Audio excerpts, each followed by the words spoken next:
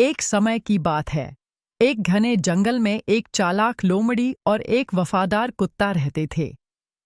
दोनों की मुलाकात अक्सर जंगल के रास्तों पर हो जाती थी, लेकिन दोनों का स्वभाव एक दूसरे से बिल्कुल अलग था।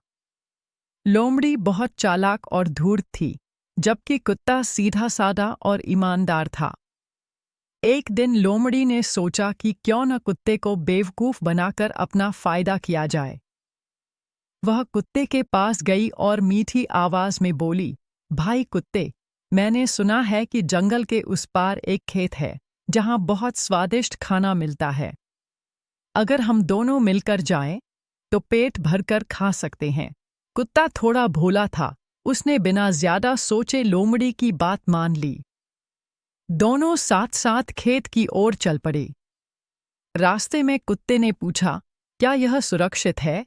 लोमड़ी मुस्कुराई और बोली, तुम मेरे साथ हो, डरने की कोई बात नहीं। जब वे खेत में पहुंचे, तो वहां सच में बहुत सारा खाना था। कुत्ता खुशी-खुशी खाने लगा, लेकिन लोमड़ी का ध्यान खाने से ज्यादा अपनी चाल पर था। उसने देखा कि खेत का मालिक पास ही छिपा हुआ है। लोमड़ी तुरंत समझ गई कि खतरा आने वाला है। तभी उसने कुत्ते से कहा, तुम आराम से खाओ, मैं थोड़ी देर में आती हूँ। और वह चुपचाप वहां से भाग गई। कुछ ही देर में खेत का मालिक लाठी लेकर आया और कुत्ते को पकड़ने की कोशिश करने लगा। कुत्ता घबरा गया और जान बचाकर भागा। काफी दूर भागने के बाद कुत्ता थककर बैठ गया।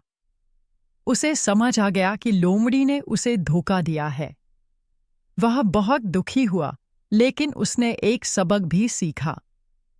कुछ दिनों बाद कुत्ते की फिर से लोमड़ी से मुलाकात हुई।